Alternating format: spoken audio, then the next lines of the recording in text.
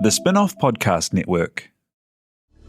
This is Kiwi is back for a brand new season with more inspiring kōrero from special guests including rugby player, father and role model TJ Perenara. My family bring me joy. Rugby brings me joy too, but it's not the same joy as my family brings me. And global dancer and choreographer Kirsten Dodgen.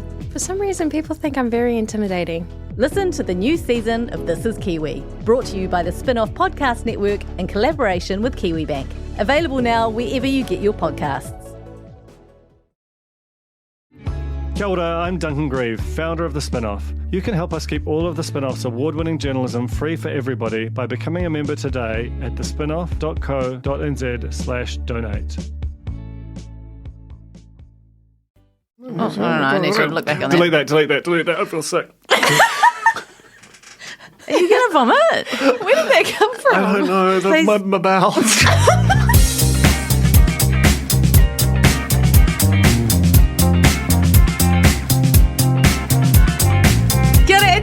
Welcome to The Real Pod. Duncan, you and I are out of a job. It's like apparently. a reunion special. Well, I don't know. I feel like this might be our last ever podcast because last week, Alex Casey, she manned the ship. She was in the wheelhouse. She put on a show. I did. And you had a monolith and there were sound effects. And Stuart Simon Lund, King Corny, Brilliant. was brilliant. Cam Mansell, also brilliant. And we're fired, Duncan. This is what happens when you go away for weeks at a time. Okay, look, on radio stations, someone goes on maternity leave, right? And they're away for like a year before they get booted. For us, it was like, what, school holidays? Yeah. That's how long it took. Basically. I'm like a goldfish, you give me the space and I will just keep on growing. And I will do a feature-length podcast. Well, it was quite fun to listen to, and just I just kept imagining Alex Casey on her own, just spinning out of control. Oh, and I could do this, and I can do this, and there's no one to tell me to stop. And you did it all, and it was wonderful. So, And we have to shout out this man for building a universe, a theatre of the mind, monolith universe. thank you, T.I. here. Yeah. You're welcome. There is nothing that he cannot do, and do extremely well. I'm taking all requests for bespoke universe building. If you guys have any theatre of the mind stuff you want to do on future Real Pods. A waterfall right now. What a feature. Feature. Maybe like a little fountain. Not too much. Neil. Maybe not a waterfall, but like a fountain in the back garden kind of thing. Just a little. Oh, that's nice. Yeah, that's what we're hearing right Yeah, now. I like that. That's good. Really good. Oh, not a helicopter. What are you doing, T.I.? Calm down. Not Richie McCaw in a helicopter coming past the studio saying g'day. Okay, let us tell you what this podcast is. It is called The Real Pod.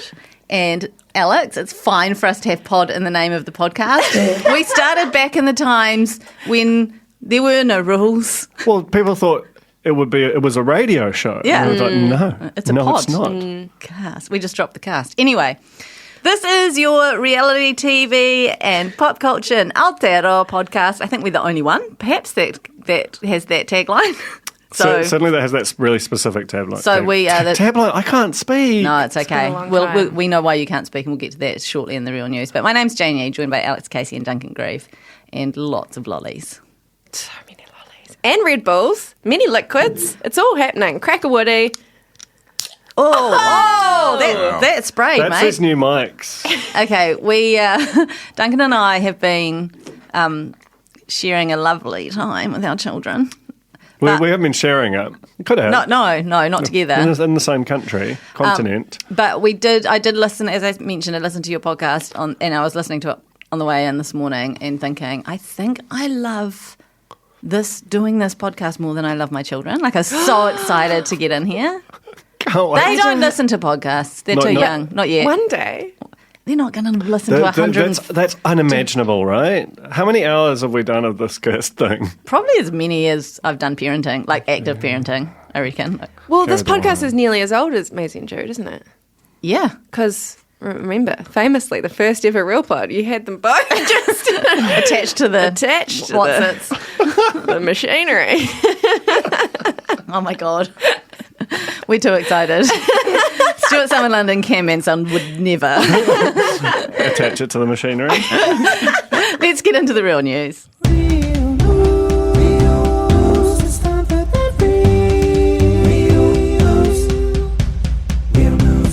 We can go no further without addressing the elephant around Duncan's neck. Stop it! 2 chains. It's a secret. Just one chain. It's just one chain. At this point, but who Early knows? days, though. Duncan has what can only be described as a baller hip-hop chain. I don't know if that's true. I was trying to go for an Italian gentleman's chain. I feel like you've just signed with Dawn Raid.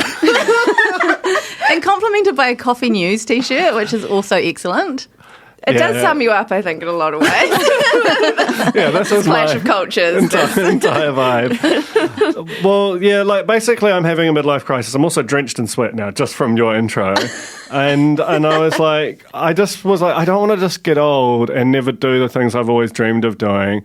And I always liked an Italian gentleman, like open neck shirt, gold chain. I don't have chest hair, which is like, I don't know, I was sure that there'll be technology to deal with that soon. Maybe we can add that in post, like the helicopter sounds.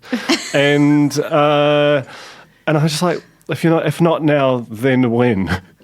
and so Nikki sorted me out. That is very strong midlife crisis vibes. I know. If not now, then when? It's like I'm basically on my way to dying. I need to do all the things like start wearing a chain immediately. Yeah. How much of the Gold Coast influenced this decision? I was like very excited. So I had my birthday on the Gold Coast. Happy birthday. Happy birthday. No, absolutely not. I'm straight out the window if you finish that sentence. And yes, I was excited to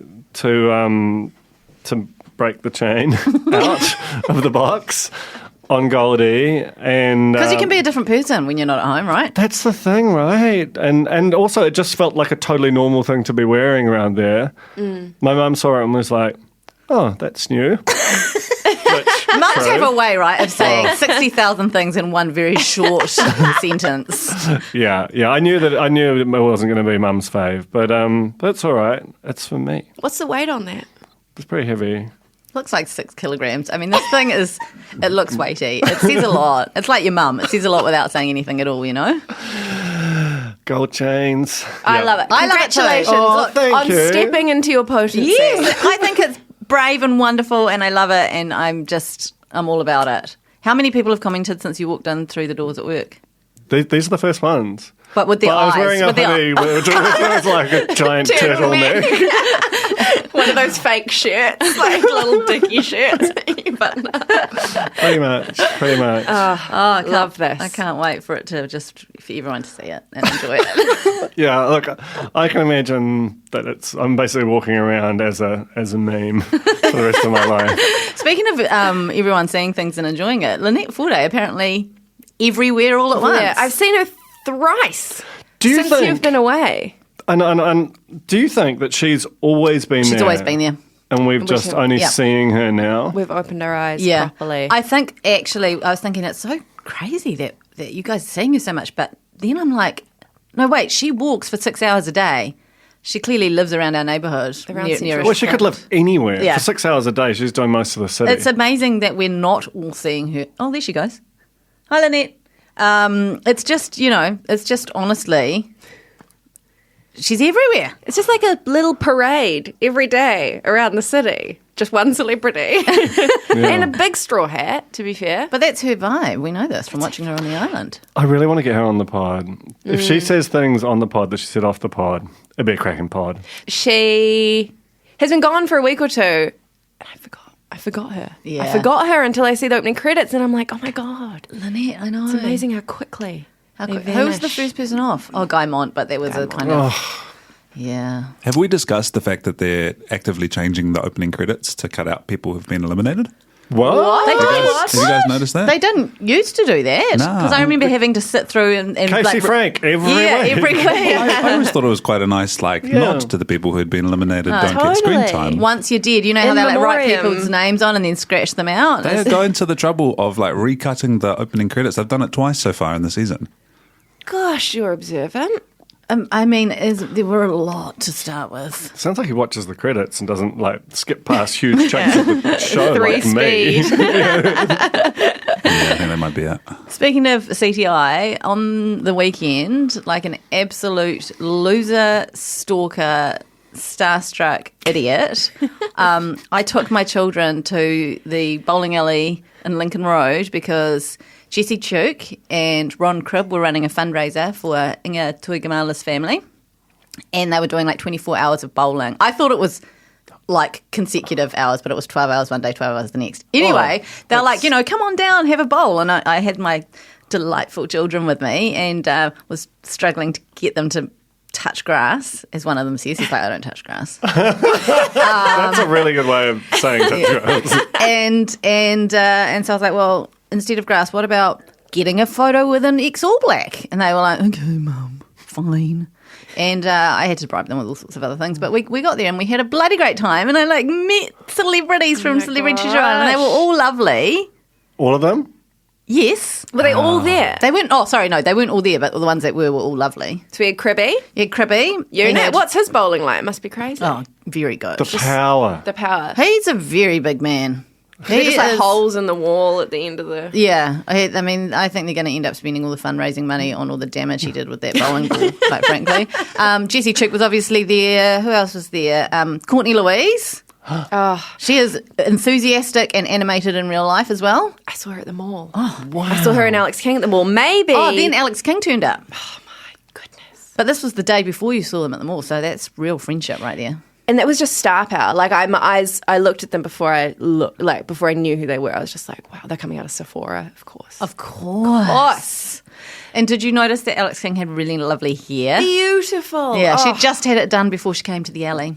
These are the behind-the-scenes secrets that you get from me, the links that I go to. Real stalkers. It's amazing insights on this podcast. We're becoming kind of increasingly craven and like... I think it started as this like arch-ironic thing, and now it's just very sincere. Like, well, there's a celebrity. Yeah. Also, like, it's not like Lynette, who you just see out strolling. I'm actively tracking them down, and if they're en masse, even better. You know. Dylan Schmitty was there. I didn't talk to him very much. Joel Rindelob was there. Amazing, great guy. How old is he, by the way? Can we reveal? It's a good cue. Because I noticed that they're calling him Uncle Joel, and I was just like, I don't feel like he's old enough to be Uncle Joel. I think he just has uncle vibes, right? Just the kind of weirdness. Yeah. That comes Huge uncle energy. Weird uncle. You're never quite sure where he lives. Yeah, like, kooky academic uncle. Yeah. It's classic trope with a mullet. And ice hockey. I think that might have been everyone, but it was a good haul. It was That's a great haul. And then I kept like watching the Instagram stories that were going up from all of them and seeing who else turned up later. Like Karen O'Leary went, and I just like all these people, and I was like, It's like Weet-Bix cards, You want to get them all. I just couldn't sit there for the full 12 hours. I just feel like that might have been too much. Did your kids have a nice time? Like, were they? Yeah, they watched the show. No, okay. So they were just like, we're just. They wanted to watch it afterwards, though. And then I was like, see, there's that person you saw, and there's that person you saw, and I had to send them all the photos that I took of them. Like, it was proper, like, ran into a celebrity at the mall. Can you take a photo with my kids' stuff? And it's just embarrassing, but I do these things for the pod. You got to do it. Speaking of celebrities from Celebrity Treasure Island, Vivian, who's a huge Shortland Street fan and now will kind of grudgingly watch Celebrity Treasure Island as a result, is convinced that Courtney Louise can't be a New Zealander because she's too beautiful. It's true. Honestly, it's a good take. It's a real shady take on our minging country. She makes such good calls. I am chewing a lolly, so it's up to you guys for the next probably 45 seconds. Do we have any more Treasure Island real news? Because if not, I want to talk about hitting the pole. Oh my yes. gosh, how was that not the lead? Well, we're all on a journey. We're all on a journey of personal growth. Duncan started wearing chains. I have started recreational pole dancing. Something in the water. Yeah. Maybe it's summer. I don't know. He's got a new look and it's crazy. It's got a crazy new look. Good. What about me? Shaggy. I mean, you got a big tan. You had a holiday time vibes. It doesn't take long though for me because I'm half Chinese, so it just happens. I don't know if this surprised you guys that I've started doing this, but not at all. I've only been twice, and everyone I've told, they're like, "Are you doing this for a story?" And I'm like, "No, this is not for a story. It will end up being a story. It will probably lifestyle. end up being a story, but it is a lifestyle. It's a mood." Are you going to get one installed in the? I have already looked at the prices for removable collapsible poles for Christchurch, which I also haven't talked about on the podcast yet, but I'm officially moving in December. And I'm on the lookout for friends. As soon as he said that, I was like, she's going to say friends, but surely she can't possibly say friends. But it's inevitable that she will say friends. And you said friends. That's so cute. This is a new part of my personal growth. I'm also just being very upfront about the search for friends. You know? Yeah. In a new city. I don't know many people. I know there's a lot of cool cornies in Christchurch. Get in touch. Send me an email. Hey, so I used to live in LA for a little bit. And when I was there, I had no friends. And I made my friends through school. I know you don't have children at the minute, but there's no reason you can't hang outside of school and pretend to have children. There's actually like heaps of reasons you can't hang outside of school. Stop killing dreams, Duncan. Hang outside of school, pretend you've got kids, and just be like, looking at your watch going, oh, God, why aren't they out yet? Yeah, no, anyway. And I don't have a watch. Oh, there goes that then. Unsolvable. That's the only problem with that situation. Anyway, pole dancing. I started it. It's wonderful. I'm so bad at it. It's so challenging. We've got a lovely video that we'll pop in the corner. I think I can go on the Discord. I can be exclusive Discord content. Okay, exclusive Discord content. So if you look at the show notes for this episode, you can join our Discord. It's worth it, even if just to watch this video of Alex pole dancing like an absolute pro. Can confirm it's cracking. It's like, I don't know if you've seen that film, the film Hustlers. It's that. If you put that on TikTok, it would go viral. Like, and you could be shilling shit and you could say goodbye to all of us because you'd be so rich. I don't know. Collapsible portable poles. See this gold chain? You could have 10 of those. Yeah, probably in a week. I don't want that. Yeah. No. Anyway, show notes, Discord. Also, you'll find a link to The Real Pod Corner, which is our Facebook group if that's more your vibe. The back of my legs covered in bruise. Like, I am purple. My legs are purple, and I've never been happier. But purple's nice on you. Thank you. And that's my tan. Shall we get into reality check? Let's do it. I have 4 weeks to decide if I'm going to drop my entire life fee. I am disgusted at how much you have copied my husband. You just fuck. Don't even. Reality check. We'll start with FBOY Island, I suppose. Yes. Gloss over the other island, the lesser of the islands. The island that no one really wants to talk about or visit, to be honest. But we are an investigative reality TV podcast, so we're going to go where other people will not. We are. Now, have you watched? I've watched. There's 2 episodes available at time of recording. Yes. And have watched them both. Okay, Duncan? I've not visited the island. You haven't visited the island yet. Not because I'm above it, but I'm behind it. Can you tell me everything about the island? Well, Hard to you tell. missed all the controversy happened while you were away. Yes. I did write about it. Oh, yeah. How did you manage that? Oh, I just got up early on my birthday and just banged out. On your birthday! Cheeky old tape. I am so surprised you're still married. Truly, that is divorce material. Well, no, I did it before she woke up, just on the low. Even worse. Even worse. Oh, look, like I said, midlife crisis. No one ever called me normal. That's something. Anyway, It was the top read story on the site for a while. I know. Yeah. You keep your eyes. You keep your eyes on A little birthday present to yourself. Keep your eyes on the stats.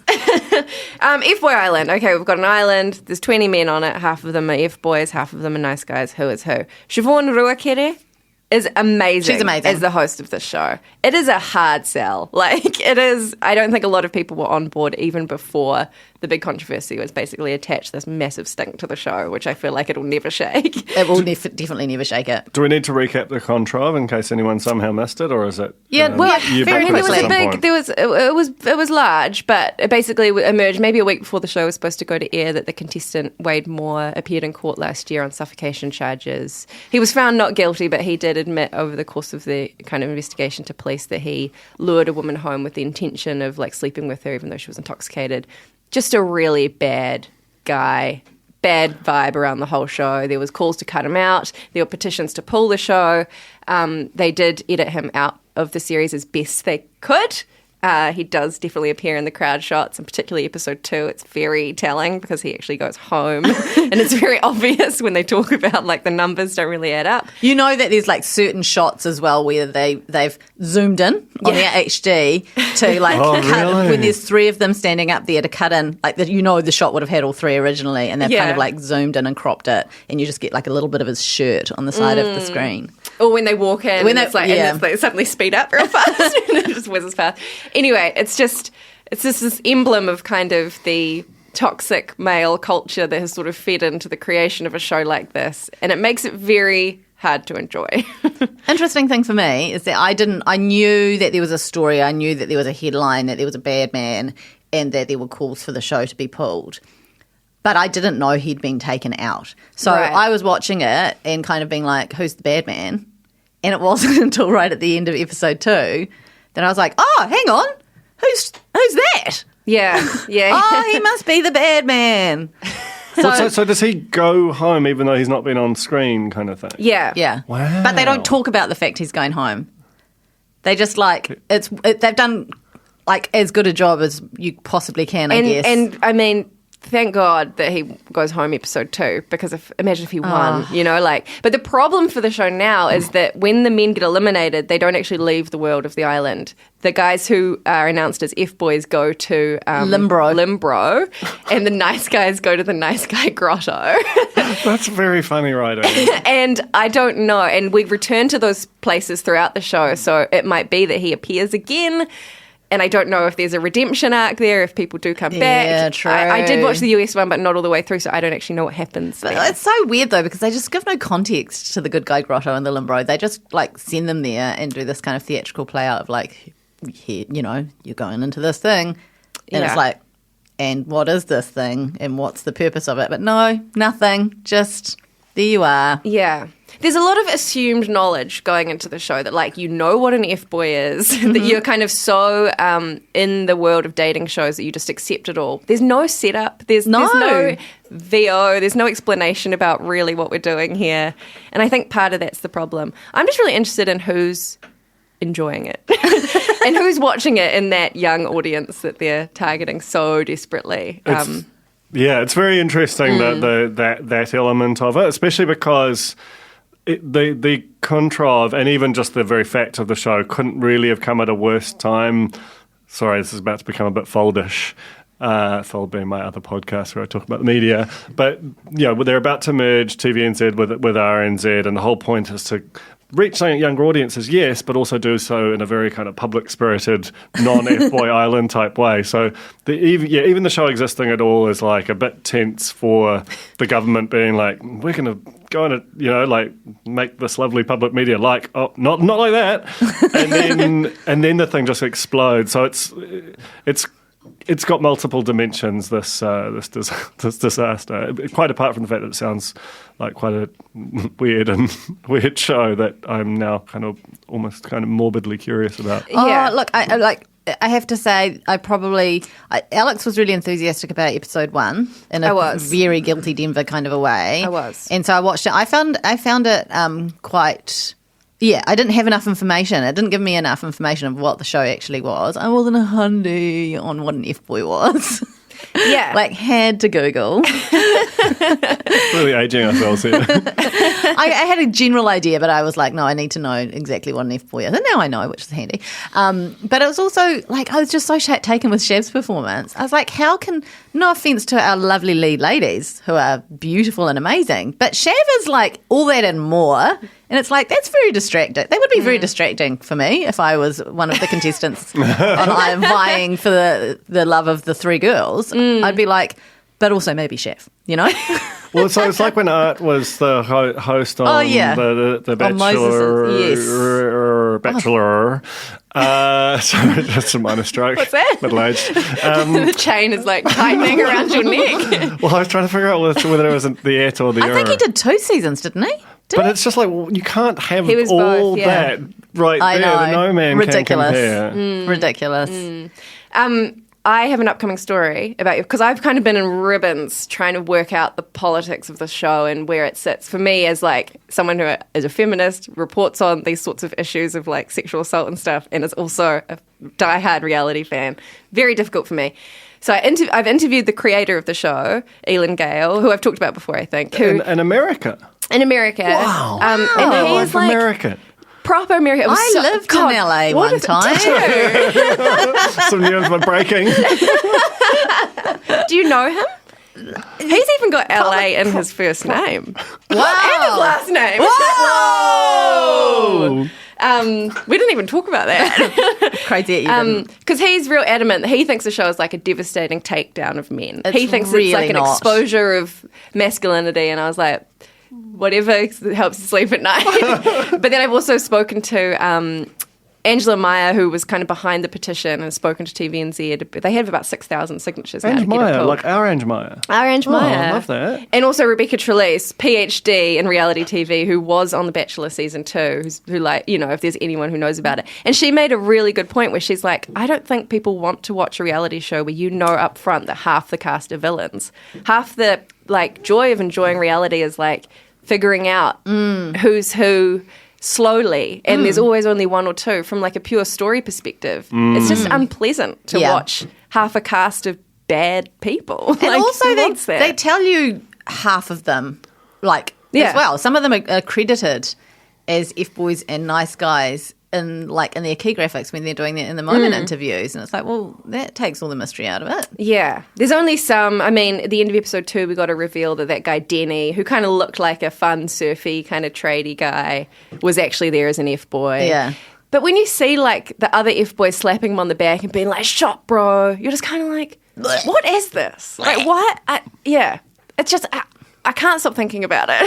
It's sort of weird as well. Like if you are an F-boy and you're willing to go on television as one, like, are you saying that this is me for my life? I'm going to be just like an actively terrible person that you should run from if you ever see me on a dating app or in a bar? Yeah, it doesn't, surely can't do you any favours on Tinder, you know? Or maybe, like, I know that there are sort of women who are sort of into F-boys in a weird, fucked up way, like, but it just does feel like this is going to haunt you, I'm assuming, and probably should, but still, it's quite a big thing to be admitting to in such a public forum. Yeah. When's F-Girl Island starting? That's what I want to know. Well, that's a really good point. Yeah. It would never happen. It's still, how would you get the 10 together? Yeah. It's just interesting. I mean, we'll keep an eye on it, you know, but we're not going to recap it beat for beat. We definitely are not. I think I might be out. I might be out. I'm so in on the other island. Yeah. Should we just move to the other island? In Let's fact, do let's it. have a quick break and then we'll move to the other island. Kia ora, this is Toby Manhire, here to urge you to tune in to Gone by Lunchtime, a podcast with me, Annabelle Lee Mather and Ben Thomas, tackling the world of New Zealand politics, from policy to polling, from scandal to psychodrama. Listen to Gone by Lunchtime, brought to you by the Spin-Off Podcast Network, wherever good pods are sold. Talofa lover, I'm Madeline Chapman, editor at The Spin-Off. If you have the means, consider supporting our high-quality journalism by becoming a Spin-Off member. Sign up now at thespinoff.co.nz/donate. Are you curious about how business can be better? I'm Simon Pound, and I host Business is Boring, a podcast where I cordial with some of the most interesting people in entrepreneurship, commerce, and making things happen. Tune in to Business is Boring every Tuesday, brought to you by the Spin-Off Podcast Network in partnership with Spark Business Lab. We are now on the other island, the North Island, in fact, for Celebrity Treasure Island. Is it? I still don't know whether it's actually on an island or not. It's on the North Island. North Island. But it's not beautiful on an island off the North Island. No, it's it's just on the main On the mainland. on the Motu. You got to drive through a farm to get there. Oh, that's pretty much the sea. I mean, it's near the sea, you know. And It's the was, real sea. It was COVID times, you know. You just got to suspend disbelief. Can I say something? It looks so cold. It looks. I know. It looks like the worst time. They're so rugged up, and they do such a good job of pretending like the weather isn't happening to them constantly. The rain in particular. I rain. feel like we haven't really had a lot of rain thus far, but gosh, they look so miserable. It's so wet, and it's summertime. Like what? This is just embarrassing, New Zealand. Embarrassing. So-called winterless north. Yeah, exactly right. So, well, because the winter apparently is in summertime. True. You know? So I missed some weeks, right? And I was unable to catch up when I got back. So I feel kind of a little bit discombobulated. But we are on week 7. We've got in the remaining castaways, we've got in Mango, well, at least at the start of the week, we've got Susan, Cam, Jessie, Mel and Siobhan. In Kuaka, we've got Courtney, Joel, Elvis, Ron, Paulina and Karen. I'm coming in cold. Who's gone home in the last few weeks? Is it the other way around? Other way around? Team names the other way around? Anyway, it doesn't matter. I'm sorry. See? This is what happens. I'm never missing a single second ever again. Oh, yeah, the major thing, you missed the monolith reveal was the most humongous. I saw that. That was a moment. I saw that. Okay. I caught up on like a few episodes, but not enough. She also heard our monolith I heard reveal, your- which was it was- probably the best of the... It was better. Superior monolith. Yeah. Monolith ranking? Maybe. I would like to see. Two. I would like to see, and I know no one will ever do this because it's far too tense. A charity ranking. I've always liked that idea. We've definitely had to cut out conversation about this many times over the course of this podcast. I love Cam Mansell, but his charity, when you compare like artists who haven't been able to do live shows over COVID with like Children in Starship or something, It's buzzy as well. Like there are heaps of charities. I'm not going to name any of them. Where like I'm pretty sure that's the government's job, and it's just like a bit. Well, of that's extra. one of them, right? Yeah. Like it's the government's job to make sure everyone sort of got work and shit after COVID. Well, I don't know about that. That's anyway, man. We could go down some rabbit holes here. No, but I'm keeping stum. No, but what I'm saying is from a viewer's perspective, your heartstrings are going to go more for some charities than others. I personally think Cam's charity is cool. It's cool. I'm not saying it's not a worthwhile thing. I mean, that's $5 grand. It would not be my bottom ranked charity. That would get you bloody New Zealand on Air music video back in the day. You know. Or What? does it still do $5K if you win for your charity? There used to be the $5K video grant. Maybe it's like $6K now or something. Inflation. Yeah. Untamable. Just do a 2-minute song. Get and you're Adrian fine. Orr on here. Get Bernard Hickey on here. I will just jump in as well and say it's Cam Mansell. Mansell. What? Yeah. Mansell like Hansel. Yeah. But like Nigel Mansell. Oh, shit. Oh, God, that Oh, makes there you go. total sense. Yeah, are they that's related? crazy. I don't know who that is. We Sorry may to never that. know. He's a race car Sorry driver. to that man. Yeah, he's a race car driver from the 1980s. Look at this grandy. I reckon he would have worn a gold chain like this as well. Sorry, Cam. Sorry for saying your surname wrong. He's pretty relaxed about it. Yeah. He's pretty relaxed about it on the pod. Yeah. What a nice guy. I also don't know, I didn't get the impression that he listened to the podcast. No, I that think was he so just loves the funny. Discord. Because when you were like, oh, and you're a real pod fan, it's like, I don't know what that is. He's like, and you're in the Discord, right? He's like, And what's But with he the, is what's in with the the corn Discord. thing? I just know there's emojis. I know. That was so humiliating listening to you having to like. yeah, we were actually the first corns I know. on the internet. so defensive. amazing. So defensive. Oh, So anyway, he's a huge fan. huge fan. Look, we'll take it. So Ep 19 of this lovely show starts with a charity challenge. I know you hate them, Duncan. I enjoy them, and This was amazing. I really enjoy them because it's getting real tense. The strat chat's getting real full on. And the charity challenges are just nice and straightforward, and it's a happy time for all, and there are no losers because someone's charity is getting money, you know? That's an everyone who doesn't win a loser. But do the charities deserve it? That's a whole... I think we need Rank to them.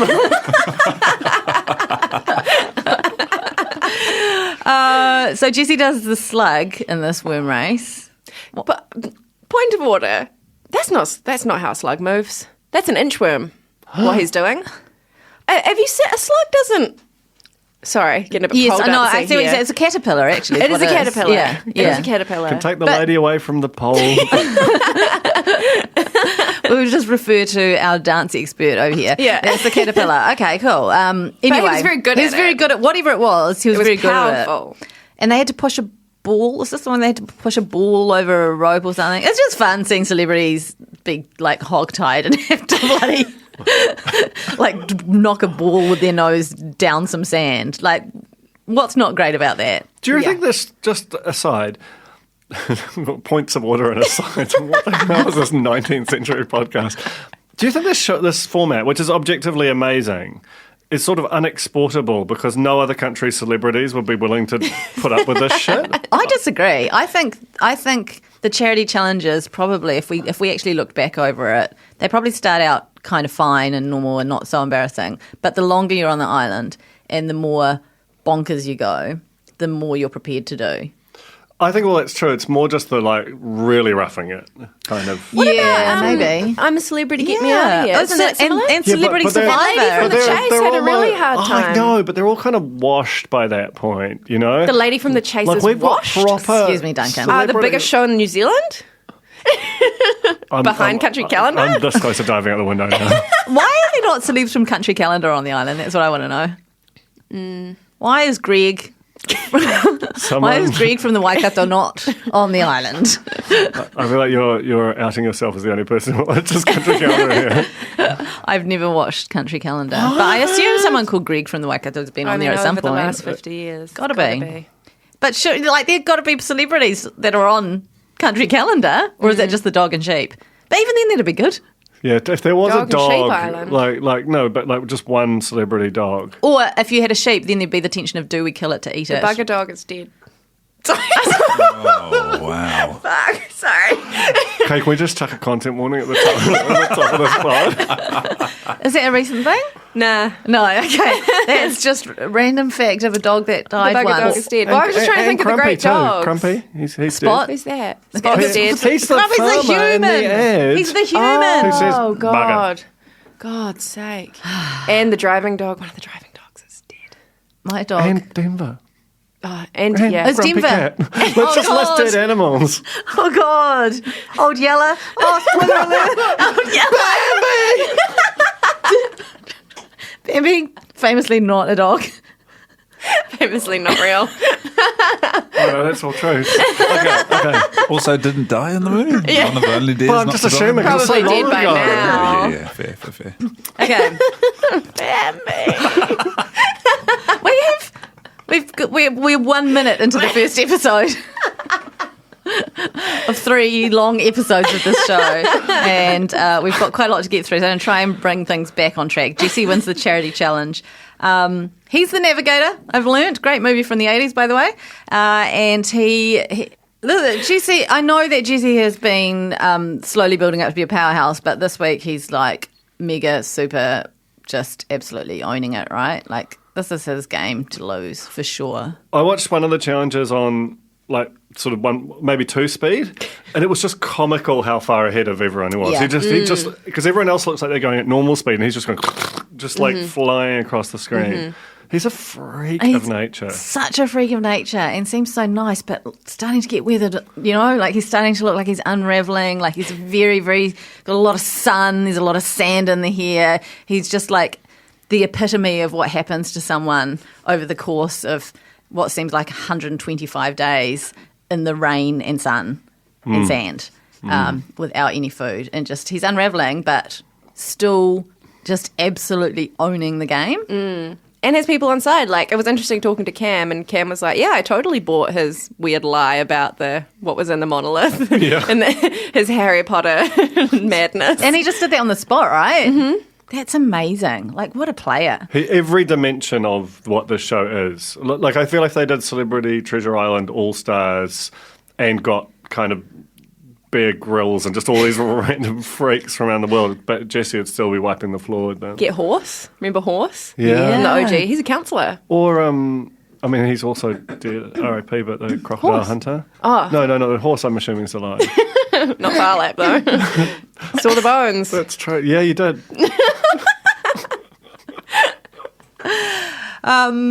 I feel like Jesse is almost like the F-boy of Celebrity Treasure Island, not in the traditional F-boy way, but in the way that he can lie with such ease and charm everyone to get what he wants, you know? Everyone's a bit in love with him.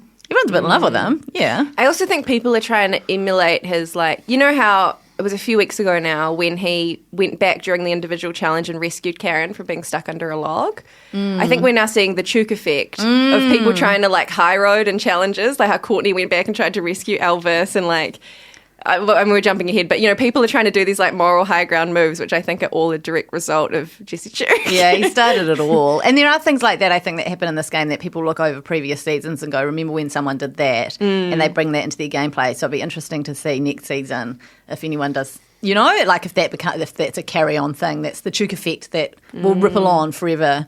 And it's a good effect. It's a great basically effect. saying be better, you know? Like, how can someone be so good? Like, he's like another Art Green. Like, good and funny and nice and Good at sports. good at sports.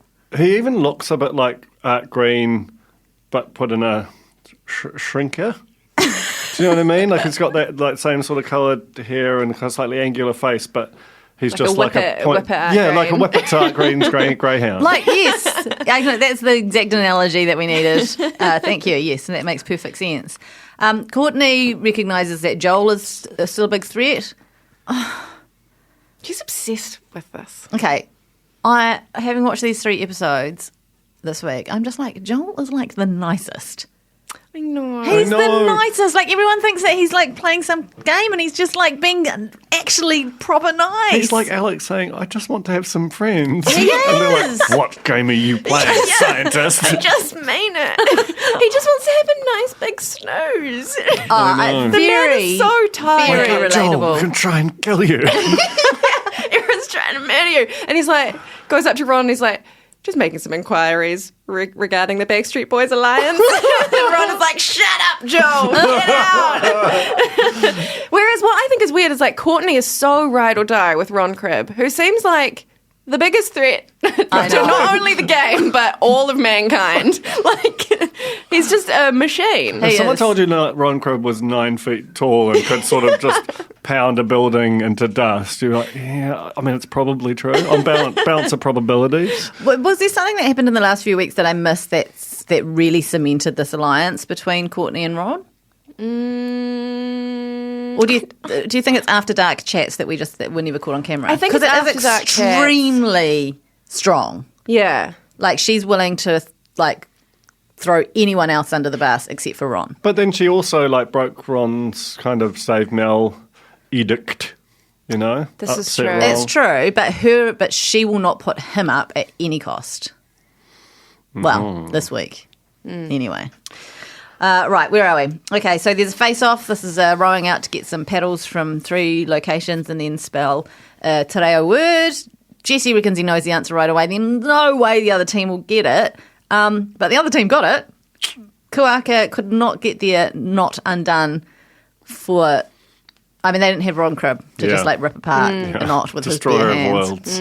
Like, they were trying with their nails, they were breaking their nails, they were like getting their teeth involved, and Ron Cribb just walks up to his just like with his bare hands and rips it apart. Looks at a knot. And it falls Mungo apart. take the win. There's a he-hulk. And you're right, I did get the team names around the wrong way earlier in the show. I apologise for that. That's just me being away.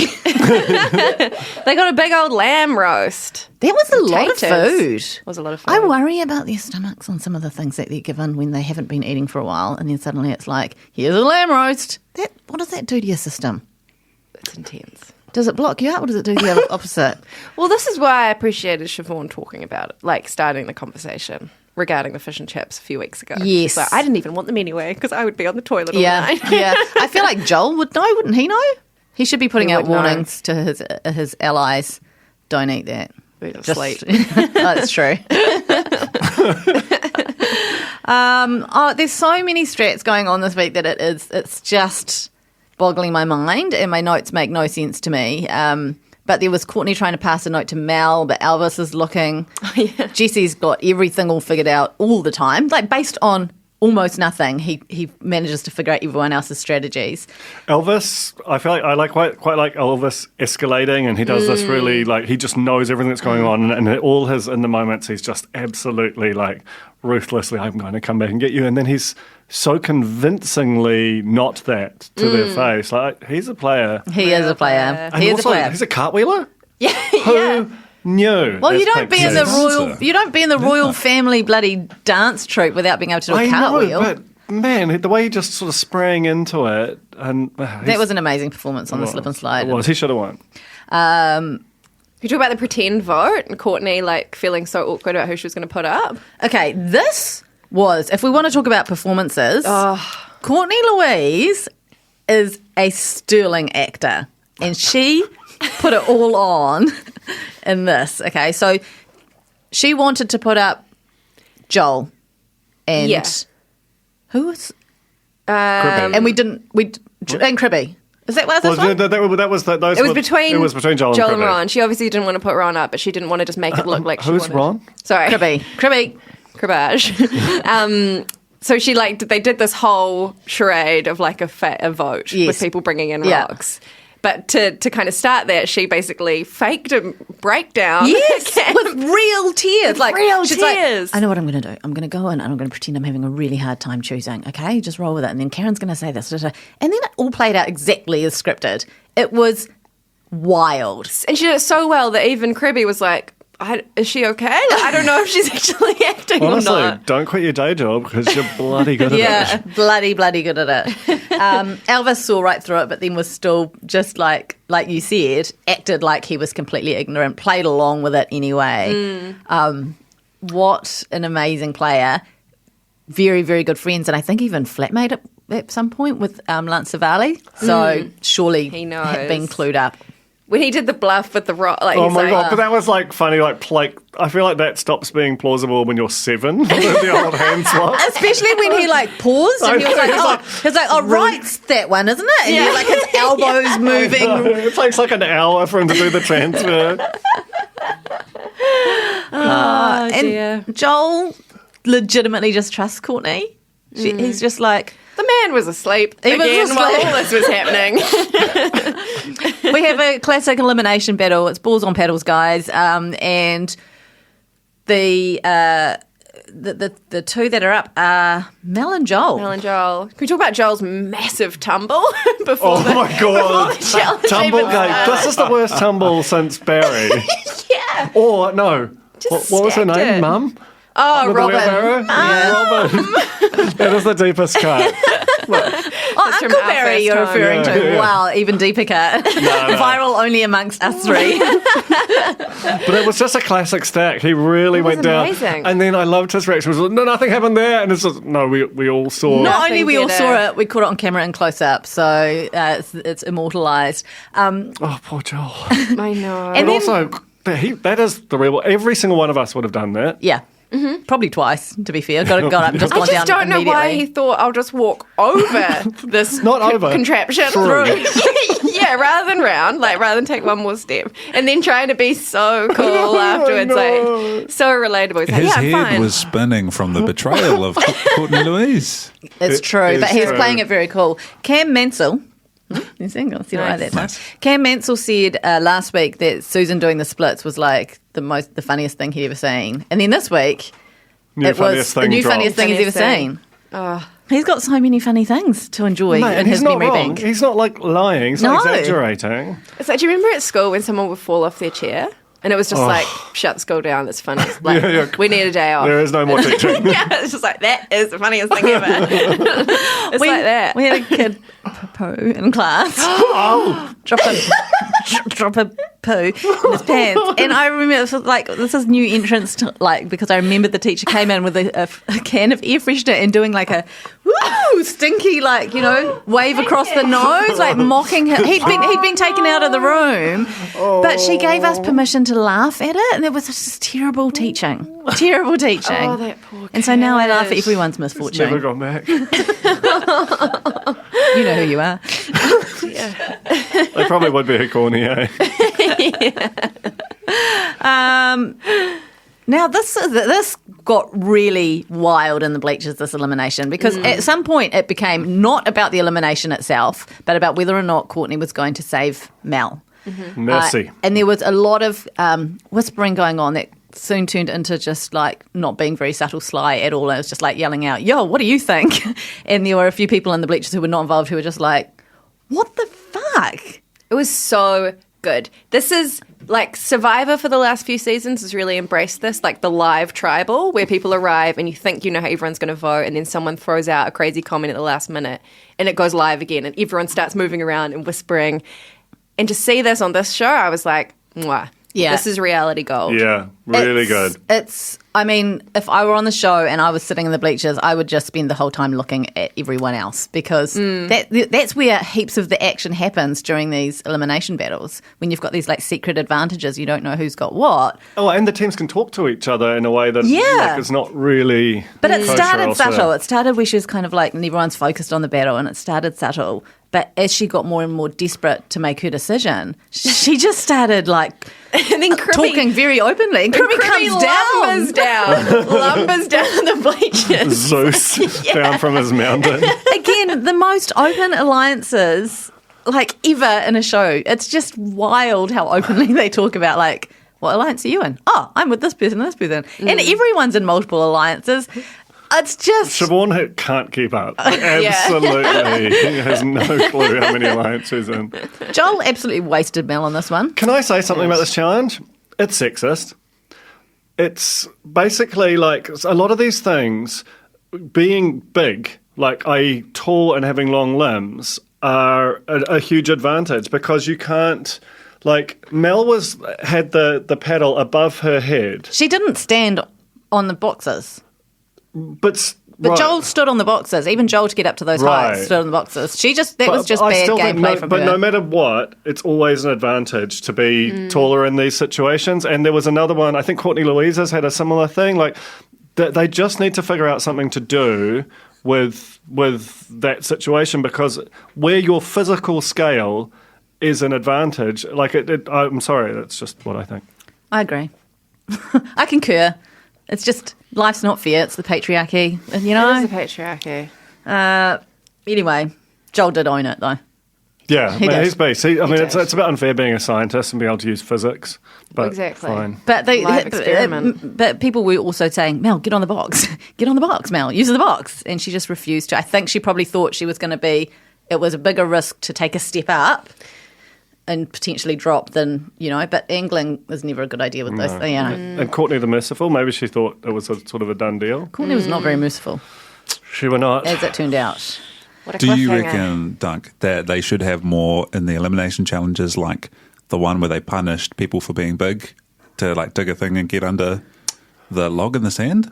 Like that felt like the only challenge we've had so far that punished Ron and Elvis and Joel. Yeah, and that's in a face-off situation, right, where you've still got lots of people. But I think it's what you're saying is true. In an elimination, size, physical ability should make no difference because the stakes are so high. Well, endurance can make a difference because that's not strictly gender. I mean, women often win like ultra marathons and so on, but certainly ones where like your literal physical proportions, which are kind of immutable, and men have a sort of scale advantage there. Yeah.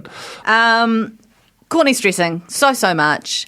Ultimately, she decides to just let Mel go home. And Chisholm was trying to, it felt like drag out. He's like, you've been a great player on this game. Yep. Anyone want to say anything? Got anything in their pocket?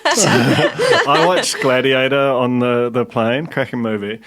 Still, and it had very much the like Caesar with his thumb out kind of vibe. Courtney just sitting there.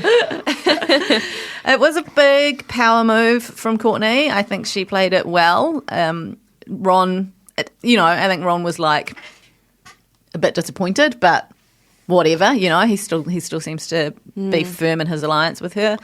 But he's a bluff joker, Ron. You can't phase him. Nah. It's not the Bledisloe. It's not the Tri-Nations. Yeah, every time.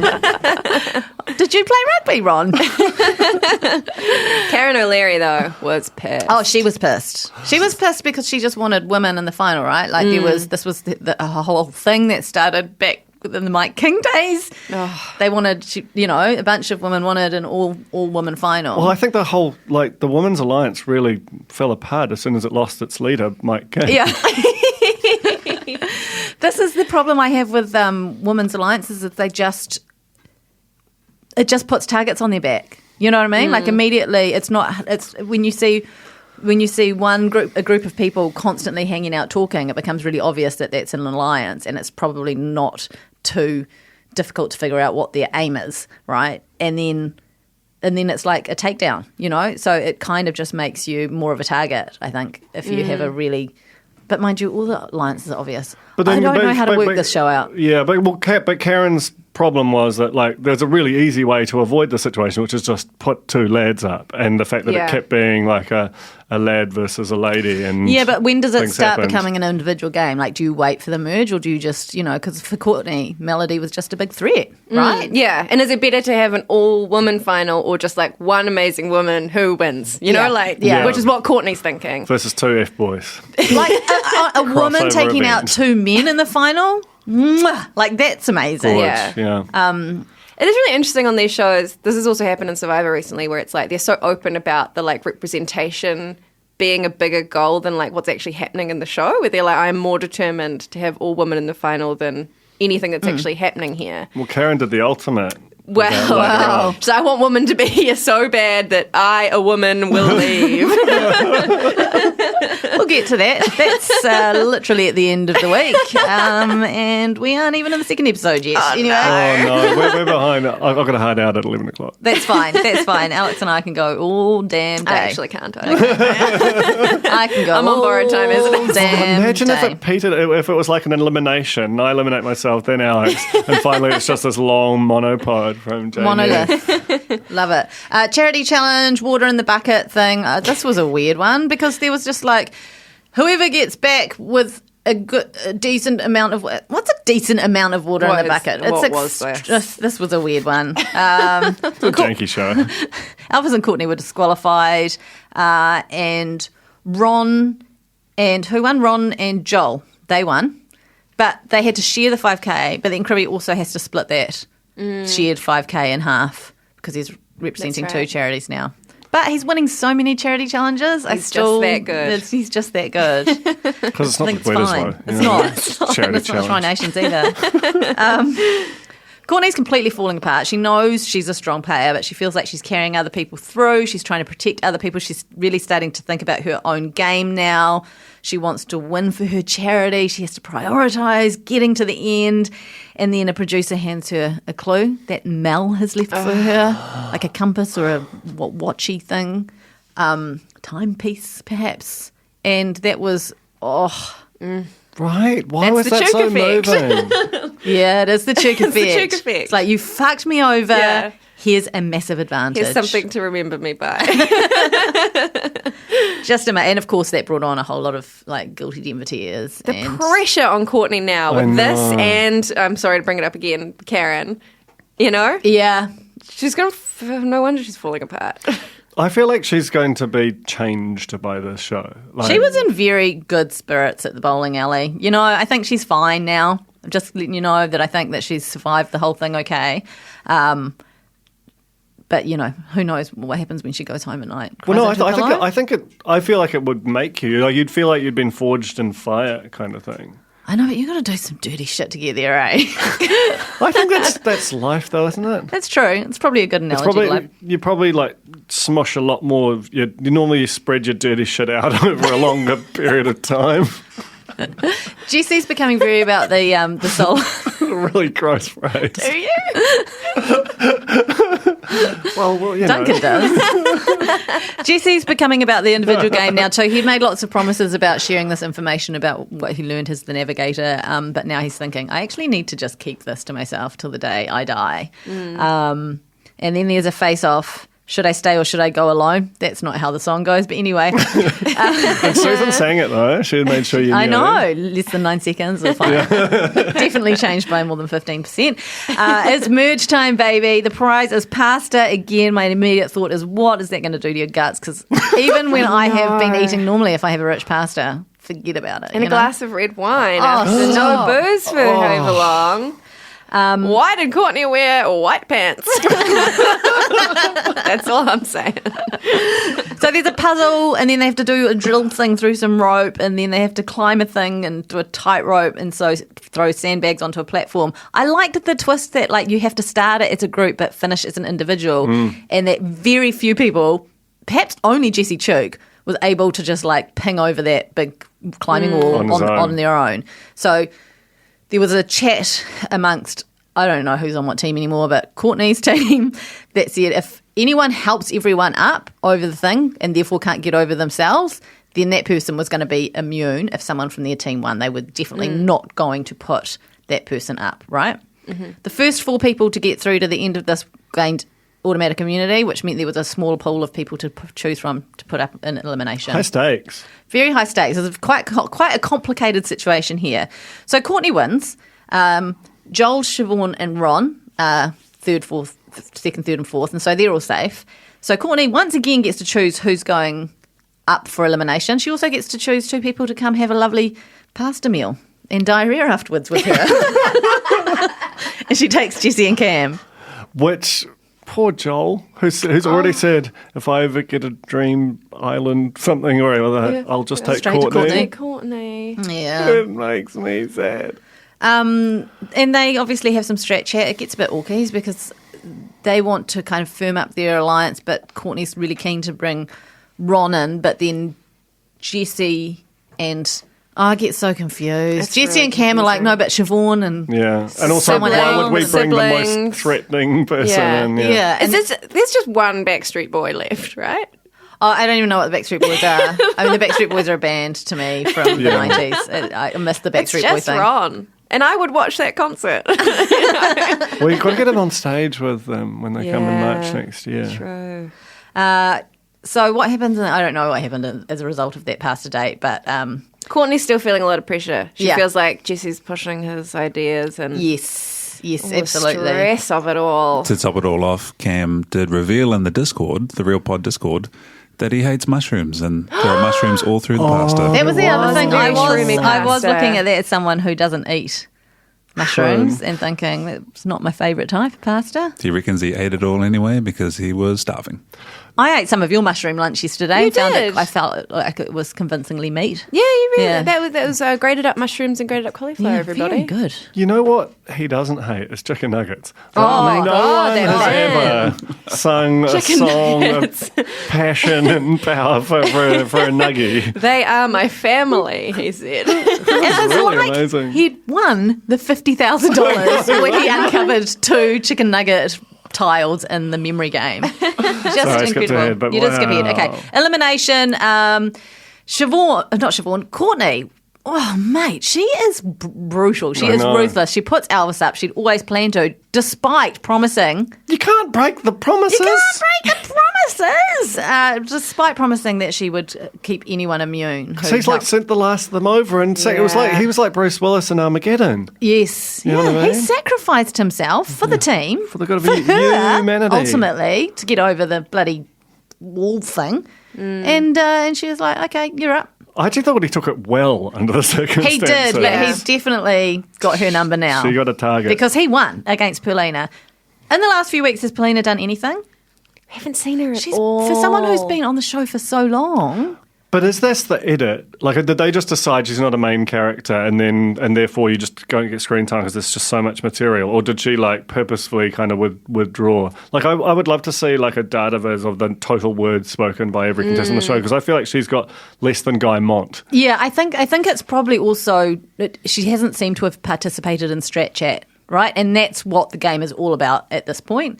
So there might have been an opportunity for her to be on more, but you know, And even when other people are talking about their Yeah. alliances, they're never saying her name. No. It's just like kind of like her and Karen, which I kind of love, like just that little duo, just Yeah. relaxing. just having a nice time. Indigo Girls. Planning on asking for a bit of a refund because the comm wasn't up to scratch, you know. But apart from that, lovely holiday up north.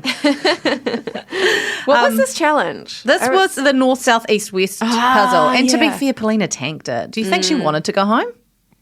Because it was Possibly. like Yeah. when you look at the way Elvis put it together, and he was basically telling her what it was, and she. But he was flying too. Like there was some kind of nimbleness. He was flying, but I think once you knew it was north, south, east, west, she will like even when he was putting his up, she was still like, huh, you know. Yeah, and she could just look, right? Like, yeah, just totally. right And there. she didn't even need to look. He said, "Oh, I know, north, south, east, west." And I like your Chizzo theory. commented on it, but I think it gets to a point some people are just like, "I'm probably not going to win this.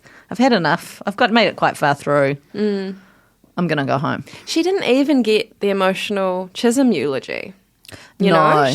Yeah, it was. Do you think Chisholm did that? Do you think Chisholm saw that she sacrificed herself, like that she intentionally didn't try in the challenge, and then was like, "Well, you don't get your eulogy." We'll never know unless we ask him, but he will just leave us on scene.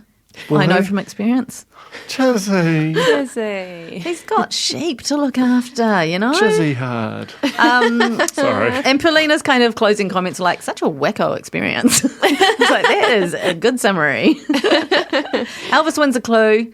It's a bit of wood with something on it. Yeah, it looks like those, like, you know when you go to Glassons and they're like, how many pieces have you got, Joel? And they give you like a 3 to hang outside your Because they have a hole in the top of it, right? Yeah. So you got doll. That's good, right? Okay, next episode, it's Siobhan's birthday. She gets a lovely coffee from Susan, and then we have the charity challenge, which is a slip and slide. This was a fun one to watch. Brie had a hoon. Elvis was amazing. They cut through it quite quickly where they montaged a bunch of people who did nothing interesting. And then we got like 2 massive runs from Ron and Cam. Ron Cribb in Karen slow doing a big cheat. motion, Oh, running mate. up to that And thing. doing the like turtley kind of or inverse turtle. I don't know what you call that, but it was very clever. He put a lot of strategy. Like, I Yeah. think there's definitely an advantage to going last in these things, right? You see what everyone else does, see what works, see what doesn't, and then put all the good things together and ditch the bad stuff and just go on your tummy, least friction. But when he was like honing mate. down, I was just know. like, imagine tackling that. That's I know. just absolute hell. It's like multiple catastrophic injuries, No. and he's just runs over the top of you. Absolutely Yeah. would never. If he hadn't stopped himself with his face, he might have just kept going. It could have been Right back whatever, at like camp. down the country. He's in Australia It's like now. the Ron Cribb charity run, Battling charity the bleeders slide. low again. But there was like a divot from his face. It was so intense. Oh, God. Okay. Courtney is doubting Jesse because he's made all these alliances and now she wants him gone. The navigator's got to go. I only trust Ron Cribb. I only trust a man who stops the force of his body moving at speed with his forehead in the dirt ground. And it's just fine afterwards. Do not trust a human who can do superhuman things like that. That's not okay. I want to see more like Ron Cribb fan art from the community. I think you might have to do it yourself. Individual face-off with memory McDonald's, loved the this. water thing. It went on too long. This was integration. It was great integration. I was quite invested in who was getting fries and who's getting a burger. But it was such a big game. The edit went for so long. So I got a theory about this. Again, if you'll indulge me a little fold. We will. So there was a McDonald's integration earlier in the comp. Duncan, I just need to quickly ask you, do you fold or scrunch? What is that? Toilet paper, do you fold or scrunch? Scrunch. Oh my God. What? I feel like it's a revelation. Surely you should be folding. Should be folding. You're true to the Okay, form. I'll change it. Okay, I could change the podcast to the scrunch. I think that maybe that's me and Alex's version of the fold is the scrunch. Anyway, so this year's CTI, despite being an unalloyed TV masterpiece, is not rated as strongly as last season's for obvious, like, last one happened in Delta lockdown, blah, blah, blah. And I wonder if this was a make good, because most of the charity challenges have just been the one. And it seems weird for them to book 2 integrations. Like, that seems odd. And so I wonder if McDonald's had just gone, look, these are the numbers. We're a huge advertiser on TVNZ. We need a compensation. Like, that's just my sort of theory of it. But this was a really good one. Like, surely you were all very hungry by the end of it. Yeah. Oh, they got a Big Mac, you know? Oh, I mean, I've never wanted chicken nuggets more in my life. Cam did the most amazing sell on those. Clip that. That's an ad. Yeah. Yeah. Yeah, it's great for the TikTok or something, I feel like. Yeah. Okay. Cam won a game-changing advantage. We don't know what that is yet, do we? No. No. I don't think we do. No, He we just opened the... No, Did he get we- a little... He got a little thing, and he was like, I'm going to take that back and open it on my own. Probably ate it. What is a chicken nugget? And this is how contestants forget about people having scrolls. Yeah. Because we're watching, we're seeing it all, we're seeing it from all angles, and we forgot until just right now. It's true. Siobhan has a big decision to make because she won the challenge. She's in alliances with almost everyone, which means there's very few people she can select from to put up. She's going to have to fuck over an alliance mate, basically. Siobhan. She wants to put up Courtney, and Jesse's just trying to talk her out of it. But Jesse never really tries too hard, and that's a game plan thing. He's like, you don't want to push too hard to the point that someone stops trusting you. But more importantly, Joel gave the dame his Big Mac. That's so nice. He is so not my line here. Holy shit, he is the nicest guy, on an island where you're starving. and he believes everyone, or the people who are absolutely fucking him over. And he fell over that one I time. know, in such a spectacular way. It's such a gift to all of us. He's too pure I'm for this game. obsessed. He's so nice. Also genius, though. That Big Mac play is going to pay dividends. True. When Dame Susie D comes into her power in this game. Yeah, she'll- true. she'll not forget. She won't forget the Big Mac. What's the thing you said? Devoy always pays her debts.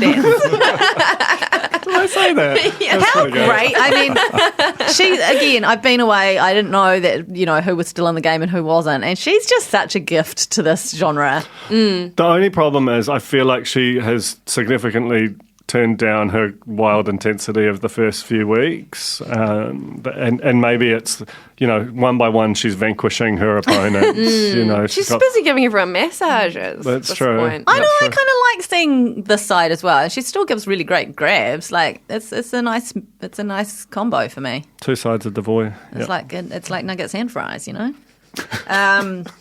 Okay, Siobhan, very honest, telling everyone who. She's like, I might put you up, Courtney, by the way. And Connie's like, oh, yeah, okay.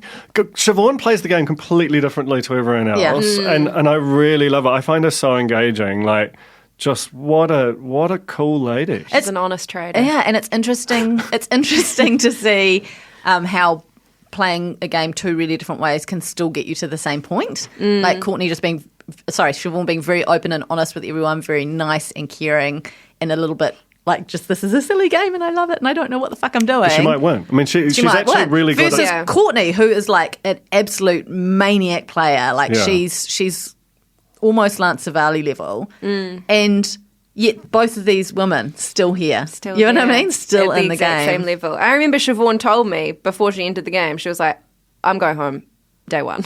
She's like, I am not built for this. I'm not ready. I'm so pale. I hate being outside. I don't want to do any of this. Well, it's fine because they never saw any sun. True. Yeah, totally. Don't worry about it. We got you. Whereas Courtney was like, I want to win. Yeah. And they're both still there. Yeah. Amazing. I think it was someone like a few weeks back said, I can see the people who are like happy to be here, the people who are like, it would be nice to win, and then the people who are like, I want to win. And then you can definitely like filter everyone into those three categories. And Courtney's definitely the I want to win, and Siobhan's the happy to be here. Yeah. Like they're at the opposite ends of the spectrum. Totally. And in fact, by rights, Courtney shouldn't be there anymore. Siobhan should be the only one of those two. The nice, lovely, happy to be here player. True. Because she put Court up for elimination against Cribby, and Cribby won. of course. Courtney was supposed to be going home. And then we saw something we've never seen before on Treasure Island, except for the time that Jonah Fahu saved Kimberly Grossman in the last season. But Mike King also sort of eliminated himself. Yeah, but he didn't. That wasn't for Right, he didn't someone. It save wasn't anyone. for Yeah. someone. Sure. It was for him. But yes, like we have seen this before, but for different reasons. Like, I guess you could say Joe left the show not because he wanted to save Kimberly, it's because he wanted to go home and be with his mum. Karen left the show to save Courtney. Did Joe leave from the bleachers, or was Joe in the elimination No, he left challenge? from the bleachers. Right, okay, so it was the same sort of thing. Yeah. So Karen just puts her hand up and says, Courtney's a fierce competitor. She deserves to be here. See ya.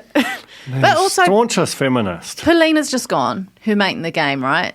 So now she's the only one bobbing about, doing sort of not involved in any alliances or anything. She's getting frustrated that women keep going home. And she can see that Courtney's a weapon. She's like, well, my time here's done. I got people back home. But we're going to miss her in the moment. Yeah. And her just general commentary and chaotic interactions with people. Golly, she's good. Because they are nice little breaks in between all the tension. Because it's only just going to get more and more tense and more tears from here and confusing for me. I really struggle with the alliances. I don't know what the fuck is going on. No. I know that Shahir Butler has some thoughts about O'Leary's self-elimination. Yeah, I don't think it should have been allowed. Cool. I think if she wanted to go, that's fair play. Courtney also should have to go. I agree. Them's the rules. Yeah. But there are no rules. That's the only rule.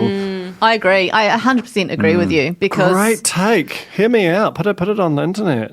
I do think that obviously Courtney still being in the game is going to provide some interesting,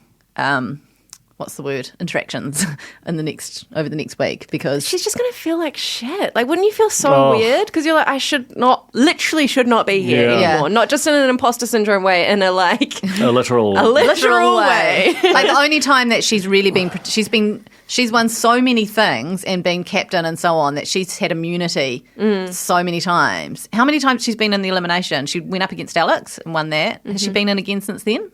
I don't think so. No. I think also... Oh, yeah, against Jessie. No, that was a captain's But test. must have a huge target on her back. That's Do you know the what I thing. mean? All of the other competitors are going to be like, this is bullshit. You know, And if it they just lose sucks for anything to her. Siobhan. Like, Siobhan, that was her move. That was her power Yeah. play. And now she knows that Courtney's going to come after her. Yeah. Yeah, so Karen, by saving one woman, kind of fucked over another. That's Yeah. true. It's very hard to be a good You know who feminist. came out well from that? Ron Cribb. Kirby. Patriarchy continues. Won a thing, like didn't set it a cat amongst the pigeons. That was all Karen, and Siobhan and Courtney and down there. That's the whole thing. Teflon Ron. Teflon Ron. Good. And that is Celebrity Treasure Island for this week. It's also why he slipped That's so why far. he's so slippery. Yeah. One last little segment before we go. There's some big news in the Max Key Corner. Oh, shit. I was actually going to say that if you didn't. I did it. Yeah, no, you Say did it. You're good at your damn job. Thank you. Can I stay on, Alex? Can I stay on? Don't eliminate her. Are you going to put us both up for Yeah. elimination? Maybe a double elim. We're both out. We don't even have to compete. You're just both gone.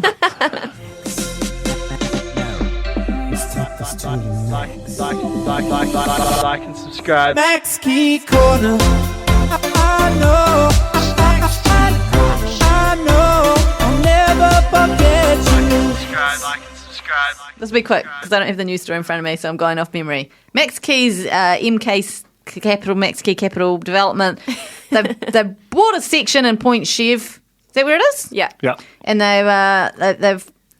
they've flattened it and put some bungalows up ready to go, except for that they moved some houses onto the section and then done nothing with them for a while. And it's an eyesore on our street. Is the story. That's a crazy story because it does sound quite bad what he's done. Like, because he's moved a house off and then just put 4 on and just literally just wandered off and gone to the pub. Well, not gone to the pub, gone to do jiu-jitsu Gone to and the getting dojo. even more shredded. But then I think they've then demolished one of the houses because now they're going to have, like, instead of having 4 houses, or maybe they're going to have 2 houses with pools that are in keeping with the neighbourhood. This is just funny to me because it's just a bunch of rich people, like, out-riching each other. Yeah. I just said, like, everyone's a loser here, except for that you're all living really nicely, so maybe I'm the loser. But just in the sense that it's like, there's no one that I can side with. In fact, in some ways, I'm more sided with Max because I'm just like, this is every developer. Every developer does this He's shit. also trying to increase density in the city. Yeah. This is the lefty dream. And also, there was COVID. Things did stop for quite some time, He's got training. He's got, he's got secret training and to he's got to do. demolish a whole house and just put it in a bin. But here's an idea. Like, we've seen the success of Point Chev on the block. Yes. When there's a development just sitting there ready to be renoed and a celebrity developer, Rich Listers, the block, merge them together. Yeah, 2 shows that have just been great this year. Fabulous shows. Just seamless scripting on Rich Listers. We love it. So funny, that story. Just an idea. Anyway, that's the news. That's Max Key in the news and a great reason to play that lovely jingle. Thank you very much for listening. It's so lovely to be back in the room with you guys, with UTI here. We were so excited to do this pod. There's still 2 full bowls of treats that we haven't noshed on over the last, hour and a half. Sorry it's so long, but not sorry. Very self-indulgent. We love it. Thank you. Thank you. Goodbye. Goodbye. Kia ora, I'm Alex Casey, senior writer at The Spinoff. We wouldn't exist without the ongoing support of our generous members. If you're able to, you can make a donation at thespinoff.co.nz/donate. Kia ora e te iwi, Te Aihe Butler here, podcast manager at The Spinoff. If you enjoy listening to our podcasts, consider supporting our mahi by signing up to become a Spinoff member at thespinoff.co.nz/donate. The Spinoff Podcast Network.